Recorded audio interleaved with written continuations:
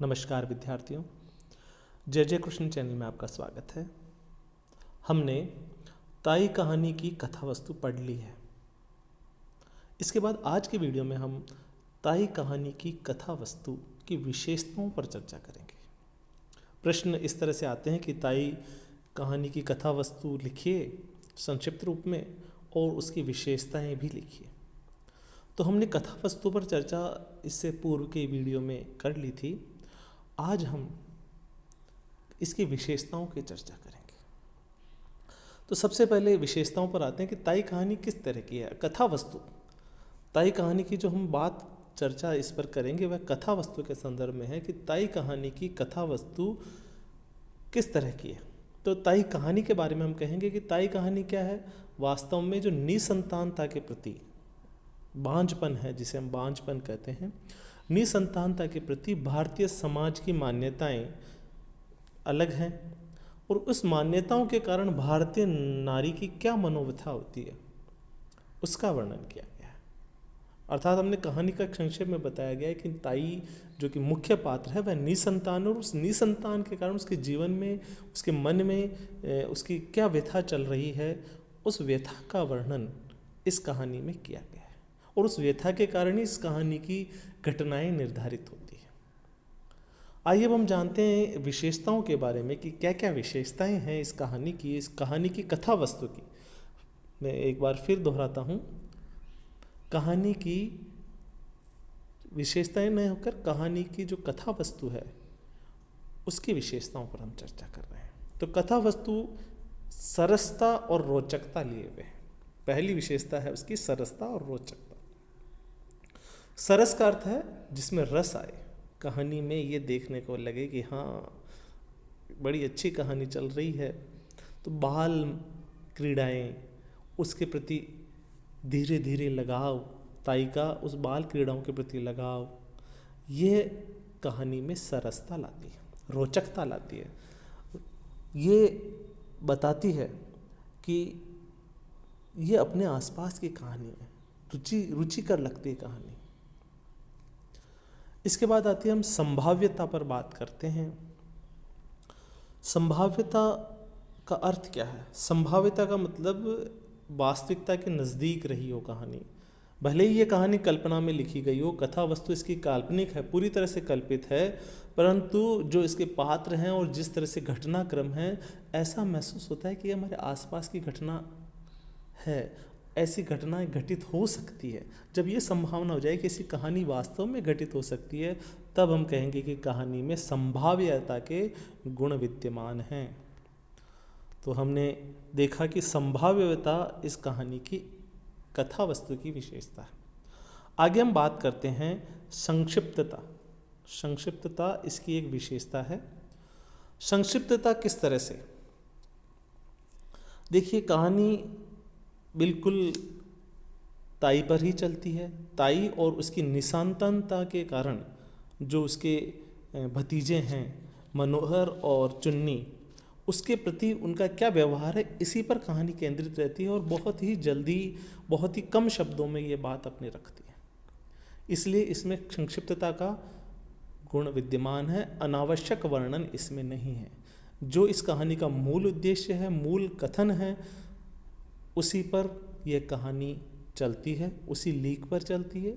इसलिए हम कहेंगे कि ये एक संक्षिप्त कहानी है। संक्षिप्तता का ध्यान रखा गया है, अनावश्यक वर्णन इसमें नहीं है। अब हम बात करते हैं बाल मनोविज्ञान का समावेश। देखिए ये कहानी की कथा वस्तु मनोवैज्ञानिक कहानी की कथा वस्तु है। मनोवैज्ञानिक कैसे, देखिए बाल मनोविज्ञान का समावेश इसमें किया गया है। जैसे मनोहर अपने बाबू जो अपने ताऊजी हैं रामदास, उनके साथ घुला मिला रहता है, उनसे प्यार करता है और उनकी इच्छा का सम्मान करता है।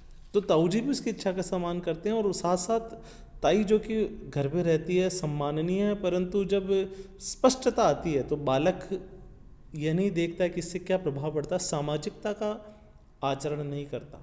बालक अपने जो मन में है जो प्रस्तुत कर देता है। तो इसी तरह से इसमें भी बालक कहता है कि ताई प्यार नहीं करती, ताई को रेलगाड़ी में नहीं ले जाएंगे। इससे पता लगता है कि बालक को दिखता है कि प्रेम कौन करता है और कौन नहीं करता, और यह बाल मनोविज्ञान का खूबसूरत उदाहरण है।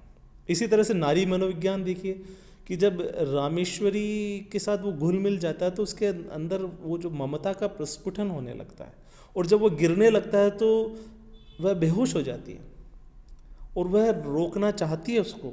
उसके अंदर धीरे धीरे प्रेम का मनोभाव आ जाता है। इसी तरह से जब संतानता के कारण ईर्ष्या जैसा मनोभाव भी नारी मनोविज्ञान को बताता है कि ईर्ष्या और द्वेष और पराई संतान मानती है, यह बात नारी मनोविज्ञान के समावेश से आई है। आगे हम बात करते हैं, इस कहानी में संयुक्त परिवार का आदर्श लिया गया है। संयुक्त परिवार का आदर्श किस तरह से कि देखिए, इस कहानी के कथा वस्तु में संयुक्त परिवार का चित्रण किया गया है। ताऊ जी किस तरह से रहने चाहिए, किस तरह से वे अपने छोटे भाई की संतानों के प्रति प्रेम रखते हैं, उसे अपने पुत्र के समान मानते हैं। और इसमें आपस में देवरानी और जेठानी में भी झगड़ा नहीं दिखाया गया है, भाई भाइयों के बीच में भी झगड़ा नहीं दिखाया गया है। केवल रामेश्वरी और उनके भतीजों के प्रति एक ईर्ष्या और द्वेष का भाव जो है उत्पन्न, वो बताया गया है। परंतु संयुक्त परिवार की आदर्श आचरण की व्यंजना हुई, और अंत में भी ताई का उनके प्रति प्रेम जगाकर संयुक्त परिवार का आदर्श रखा गया है। सुसंगठित और सुविकसित कथानक, देखिए हम इस पर चर्चा करते हैं। सुसंगठित का अर्थ है कि एक तो संक्षिप्त है, और सुविकसित है इसका अर्थ है कि ताई की जो चरित्र है वो धीरे धीरे बिल्कुल विकास लेकर उसका अंत में आदर्श की स्थापना कर दी गई। इस तरह से कहानी को बिल्कुल सही तरीके से विकसित किया गया है अपने मूल कथ्य की ओर ले जाने के लिए। और सुसंगठित इसलिए कि जिस कथन या कथ्य को कहना चाहता है लेखक, उसी कथ्य के आसपास की घटनाएं ही इस कहानी में रखी गई है। आगे है आदर्श की स्थापना हेतु हृदय परिवर्तन। इस कथा वस्तु में क्या किया गया है कि जब वह गिर जाता है, छोटे भाई की संतान छत से गिर जाता है, तो रामेश्वरी का हृदय परिवर्तित हो जाता है और वह अपनी घृणा, द्वेष, ईर्ष्या को त्याग कर मनोहर मुन्नी पर स्नेह रखने लगती है। इस तरह से ताई का हृदय परिवर्तन दिखाकर उसे भी नायिका का पूर्ण दर्जा दिया गया है। उसे एक सकारात्मक और एक गतिशील व्यक्तित्व बताया गया है, और उसमें आदर्श विचारों की अभिव्यक्ति भी बताई गई है और उसे ममता से पूर्ण बता दिया गया है।